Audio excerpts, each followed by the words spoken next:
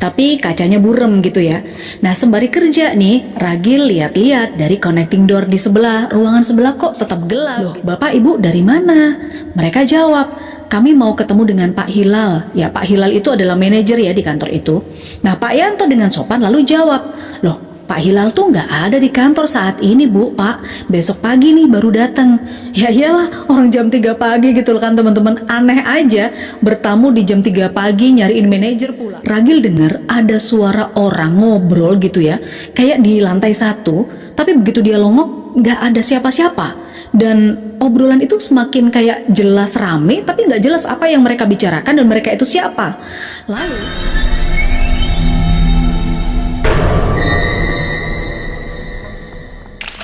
teman-teman pernah nggak kalian mendengar atau mengalami sendiri gangguan-gangguan gaib saat kalian ada di tempat kerja? Nggak tahu kalian nonton sekarang ini apakah lagi kerja atau lagi santai? Nah, mungkin ceritaku kali ini itu bakal relate sama kondisi kalian juga. Ya, cerita horor kali ini datang dari Ragil. Dia cerita kalau dia ini pernah kerja di sebuah kantor marketing yang cukup bonafit waktu itu. Kebetulan nih, kalau lagi pas banyak deadline, biasanya Ragil ini pulang malam. Terus besok paginya dia itu datang lebih awal, dan bahkan OB aja yang shift pagi itu belum datang, dia udah datang di kantor duluan. Nah teman-teman, saat hektik kayak gitu, siapa sih yang nyangka kalau gangguan gaib ternyata juga menyertai? Oke, biar nggak penasaran ya dengan kisahnya Ragil, kamu siapin cemilannya, enakin rebahannya, aku mulai ceritanya sekarang.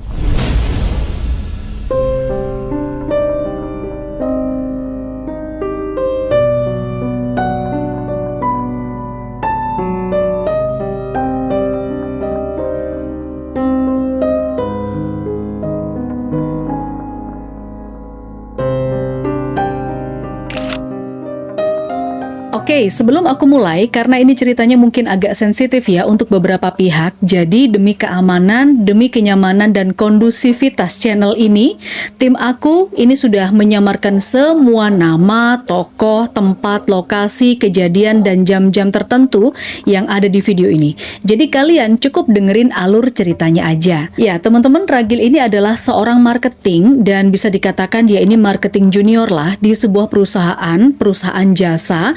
Dan dia ini bisa dibilang perusahaannya perusahaan yang bonafit. Kantornya ada 3 lantai. Dan lantai pertama itu adalah lobby. Ada ruang tamu, ada customer service, dan juga ada pantry. Itu lantai yang pertama. Terus lantai yang kedua ini, kata Ragil, itu adalah marketing, kantornya marketing. Lantai yang ketiga itu adalah ruang pertemuan dan musola. Terus karena Ragil ini kan masuk tim marketing di situ ya teman-teman, berarti kan dia ruangannya ada di lantai 2. Sepanjang tahun 2018, Ragil inget banget waktu itu dia itu sering banget lembur karena memang banyak banget nih pekerjaan berupa dokumen-dokumen klien yang harus dia revisi, dia perbaiki, dan harus dia selesaikan. Bahkan kata Ragil waktu itu di 2018 itu ambil cuti aja itu sulit banget, gak sempat cuti. Sebenarnya sih dia memang gak sendiri karena ini kan kerja tim ya, tapi teman-teman yang lainnya juga divisi marketing dan juga teman-teman divisi lain itu juga bernasib sama. Nah, suatu hari waktu itu Ragil ingat pas di bulan puasa atau bulan Ramadan. Ragil ini sengaja datang pagi-pagi banget teman-teman, sekitar jam 5:30 pagi. Biar apa? Ya biar dia dapat waktu ekstra kerja 2 jam sebelum kantor dimulai. Kantornya di sana masih sepi, masih kosong. FYI ya, posisi ruangan divisi marketing tempatnya Ragil kerja ini bersebelahan dengan divisi lain. Meja Ragil tempat kerja itu ada di depan pintu banget ya. Jadi kalau ada yang lewat lalu lalang pasti Ragil ini lihat, karena langsung dia menghadap ke pintu. Tapi baru beberapa menit nyalain komputer nih, tas gitu kan, dinyalain nih komputernya. Ada manajer divisi ruangan sebelah tuh ya, sebut saja namanya Mas Bram ya, Mas Bram. Dia tergopoh-gopoh buru-buru dan langsung masuk ke ruangannya tanpa menyapa Ragil. Oh, Mas Bram ini mau lembur juga, pikirnya Ragil kayak gitu ya. Ya memang kerjaan mereka menumpuk banget kalau pas menjelang Idul Fitri atau pas bulan Ramadan. Oke, Informasi juga kata Ragil, dua ruangan ini antara ruang kerja Ragil sama ruangan kerja sebelahnya itu dihubungkan dengan connecting door. Tapi kacanya burem gitu ya. Nah sembari kerja nih, Ragil lihat-lihat dari connecting door di sebelah, ruangan sebelah kok tetap gelap gitu. Oh mungkin Mas Bram ini memang lebih senang gitu kerja sambil gelap-gelapan. Lalu pas menjelang jam 7 pagi, ada rekannya juga nih dari divisi sebelah. Sebut saja namanya Mas Dika. Nah Mas Dika ini datang terus nyapa Ragil. Hey Ragil, datangnya pagi banget. Ya karena disapa sama Mas Dika, Ragil ini ya banggut-banggut aja. Tapi yang bikin Ragil tercengang nih teman-teman, Mas Dika ini datang gak sendirian. Tahu ada siapa? Ada Mas Bram. Iya, Mas Bram yang ada di sebelahnya. Mas Bram ini juga masih bawa tas dan bajunya tuh beda dengan Mas Bram yang masuk ke kantor tadi. Padahal Ragil yakin banget kan Mas Bram tadi itu udah datang dan sedang kerja di ruangan sebelah. Terus yang kerja di ruangan sebelah siapa dong? Ragil juga yakin banget nggak lihat Mas Bram keluar atau ya paling tidak meninggalkan kantornya. Kan sejak jam 6 dia masuk. Lalu Mas Bram yang beneran ini masuk ke ruangan sebelah sambil nyalain lampu. Disitulah Ragil mencoba untuk memberanikan diri tanya ke Mas Dika. Mas, bukannya Mas Bram tadi itu udah datang jam 6 ya? Lah, mana ada. Mas Bram lo datangnya bareng aku kok. Gitu jawab Mas Dika. Dah tuh ya, kejadian itu berlalu begitu aja tanpa dipikirkan lagi sama Ragil. Meskipun ini masih belum nemu nih jawabannya. Siapa yang masuk ke kantor sebelum jam 6 tadi yang kayak Mas Bram? Oke, masih di hari yang sama. Waktu berlalu sampai menjelang maghrib. Saat itu Ragil nunggu jemputan. Ragil ini duduk-duduk tuh di pos security, di pos satpam. Dan dia ngobrol nih dengan satpam yang juga lagi pas jaga di sana teman-teman. Namanya sebut saja Pak Yanto ya. Ragil lalu cerita nih ke Pak Yanto kejadian tadi pagi yang dia alami gitu. Pak Yanto bilang, iya Mas Ragil, di gedung belakang itu memang sering ada penunggu yang usil. Penunggunya tuh sering kayak menyerupai pegawai gitu loh Pak. Nah Pak Yanto sendiri katanya pernah melihat seorang rekannya yang satpam lain, security lain gitu ya, sedang duduk di gazebo dekat kantornya juga. Padahal pas waktu itu, hari itu bukan shiftnya satpam itu, bahkan si satpam yang tadi itu izin karena ada halangan, istrinya sakit. Ya lalu ini Pak Yanto juga ada cerita pengalaman horor juga. Oke, ini cerita dari POV-nya Pak Yanto ya. Jadi dia itu pernah shift malam, mulai dari jam 9 malam sampai jam 5 pagi kan. Nah sekitar ya jam 3 pagi gitu, Pak Yanto ini dengar pagar kantor itu diketuk-ketuk dar gitu kan. Dia pikir ada pegawai yang ketinggalan sesuatu atau apa. Tapi ini jam 3 pagi loh men ya. Ya dia akhirnya bukakanlah pagarnya. Di depan pagar Pak Yanto ini ngelihat ada sepasang bapak ibu setengah baya gitu, pakai baju rapi tapi basah, seperti habis kehujanan gitu teman-teman. Padahal kalau dilihat-lihat dari tadi tuh Pak Yanto heran juga ya. Sejak tadi jalanan sepi, nggak ada mobil lalu lalang atau motor yang berhenti atau apapun gitu, sepi banget gitu depan kantor. Terus dua orang ini datang dari mana? Dan juga nggak ada angin, nggak ada hujan, tapi dua orang ini basah. Lalu Pak Yanto menanyakan maksud kedatangan dua orang ini. Terus dijawab nih kalau mereka katanya mau ketemu dengan Pak Hilal. Loh, Bapak Ibu dari mana? Mereka jawab, kami mau ketemu dengan Pak Hilal. Ya, Pak Hilal itu adalah manajer ya di kantor itu. Nah, Pak Yanto dengan sopan lalu jawab, loh, Pak Hilal tuh nggak ada di kantor saat ini Bu, Pak. Besok pagi nih baru datang. Ya iyalah, orang jam 3 pagi gitu kan teman-teman. Aneh aja, bertamu di jam 3 pagi nyariin manajer pula. Terus dua orang itu bilang, waduh, tolong Pak, kami ini datang dari jauh, boleh nggak kami masuk, kami nunggu di dalam saja sampai pagi, kata salah satu dari mereka. Ya mendengar itu Pak Yanto kasihan juga teman-teman, karena mereka ini tampak capek, letih, apalagi basah kuyup kan. Akhirnya diizinkanlah mereka berdua ini masuk. Diajak Pak Yanto duduk di ruang tamu, bahkan Pak Yanto sempat membikinkan teh. Lumayan lah, effort juga sambil berpikir, ya mungkin mereka ini dari luar kota, janjian sama Pak Hilal dari siang, tapi karena mereka telat, kehujanan di jalan dan gak ada tempat tujuan lain, ya akhirnya ditampunglah di situ. Masih positive thinking aja nih Pak Yanto. Pokoknya saat itu gak terpikir yang aneh-aneh deh. Karena dua orang itu ya, selain tampak basah, itu mereka juga gak aneh kok, orang biasa gitu. Bicaranya sopan, bajunya juga rapi. Terus juga mereka ini minum teh yang dibikinkan Pak Yanto sampai habis. Pak Yanto makin kasihan nih karena mereka tampak capek banget dua orang ini. Akhirnya setelah ngobrol ngobrol sebentar ya, Pak Yanto minta izin balik ke posnya. Nah, sampai di pos, Pak Yanto ini baru sadar ngelihat langit di luar. Loh, kok udah terang? Padahal tadi kan baru jam 3 ya. Dan di pos itu sudah ada Pak Tatang. Nah, Pak Tatang ini satpam lain yang bertugas shift setelah Pak Yanto, jadi shift berikutnya gitu. Pak Tatang heran dong, kenapa Pak Yanto kok belum pulang? Tasnya juga masih ada di pos, gerbang juga nggak dikunci ya kan? Padahal nih, saat itu udah jam setengah 6, jadi udah mau ganti shift gitu. Pak Yanto kaget banget ketika ngelihat jam, karena rasanya tadi itu cuma setengah jam kok dia menemani tamu di dalam, kayak gitu. Nah, disapa nih sama Pak Tatang. Loh Yan, kamu belum pulang? Kenapa kok tumben belum pulang jam segini, mana gerbang gak dikunci lagi? Loh, aku nemenin tamu tadi, ada 2 orang di dalam nunggu Pak Hilal. Hah? Tamu? Jam segini? Tanya Pak Tatang heran.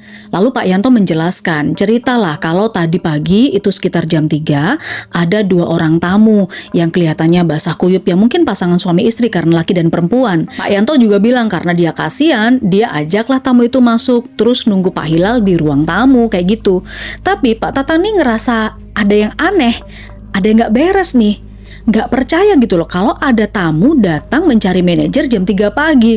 Lalu Pak Tatang nanya, tamu? Apa bener ada tamu? Kok kayaknya nggak kelihatan ada orang? Pak Yanto yang nggak enak ya dicurigai kayak gitu. Akhirnya dia ngajak Pak Tatang tuh ngintip ke ruang tamu. Dan ternyata pemirsa, kalian tahu apa yang terjadi? Ruang tamunya kosong dong, bersih. Nggak ada apa-apa, nggak ada seorang pun. Yang ada hanya 2 cangkir teh yang masih utuh, nggak tersentuh. Tapi anehnya, di dekat sofa itu ada bekas tapak sepatu basah. Iya, di dekat sofa ada seperti 4 tapak kaki gitu yang masih basah. Di situ Pak Yanto kaget banget karena tadi kan sempat menemani 2 orang tadi ya, bahkan bikinin teh, terus minum teh. Di sana Pak Yanto lihat sendiri loh, kalau mereka ini minum teh bahkan sampai tehnya itu habis, kayak kehausan gitu. Nah, karena Pak Yanto ini yakin tadi ada tamu dan dia juga ngeyel, akhirnya daripada ribet kan, Pak Tatang tuh ngajak Pak Yanto buat ngecek CCTV. Udah deh Yan, ayo kita cek aja CCTV-nya. Takutnya ini maling nih, sekarang udah kabur. Terus pas mereka muter rekaman CCTV, mereka tambah kaget lagi teman-teman. Karena Pak Yanto ternyata bener tuh jam 3 pagi, Pak Yanto buka pagar kantor itu. Tampak Pak Yanto ini seperti ngobrol dengan orang di luar pagar, tapi di CCTV itu nggak ada siapa-siapa. Lalu Pak Yanto itu kelihatan jalan, masuk sendirian ke gedung depan, dan masuk ke ruang tamu. Terus dari situ udah nggak keluar-keluar lagi sampai Pak Tatang datang sekitar jam 5, mau setengah 6, baru Pak Yanto keluar. Teman-teman, Pak Yanto ini sempat sakit 2 hari loh setelah kejadian itu. Pasti shock juga ya kalau dapat kejadian kayak gitu di kantor. Oke, kalau tadi dari POV-nya Pak Yanto, salah seorang security di sana. Kali ini kita balik ke pengalaman horornya Ragil. Ya, waktu itu Ragil pas hari Sabtu, inget banget tuh, dia lembur. Saat itu kalau nggak salah dia bilang bulan Mei tahun 2018. Ragil ini udah menyiapkan beberapa makanan gitu ya buat nemenin lemburnya dia, kayak kopi, teh, cemilan-cemilan, ya supaya nggak bosan aja. Dia bekerja dari jam 8 pagi, terus sekitar jam 12 siang teman-temannya ini udah mulai satu persatu pulang, karena kan kalau Sabtu cuma setengah hari aja kerjanya. Sampai akhirnya hanya dia tuh yang ketinggal di kantor itu, di lantai 2 ya. Niatnya kan memang mau lembur. Seiring berjalannya waktu, sekitar jam 1 siang, tiba-tiba tengkuknya Ragil ini ngerasa mulai dingin gitu. Bulu kuduknya nggak tahu kenapa merinding. Dia kira hanya karena kena AC aja yang dingin. Jadi dia ubah tuh suhunya. Ya suhunya agar nggak terlalu dingin dia kurangin gitu ya. Lalu dia balik kerja lagi menghadap ke laptopnya. Nggak lama kemudian teman-teman, Ragil mendengar kayak ada suara langkah kaki yang diseret dari lantai 1 naik ke tangga. Srek, srek, srek. Lalu dia penasaran, diceklah itu, nggak ada siapa-siapa di sana. Ragil turun ke lantai 1, ternyata di sana dia ketemu dengan OB yang lagi mencuci mobilnya bos, tapi posisinya udah di luar banget.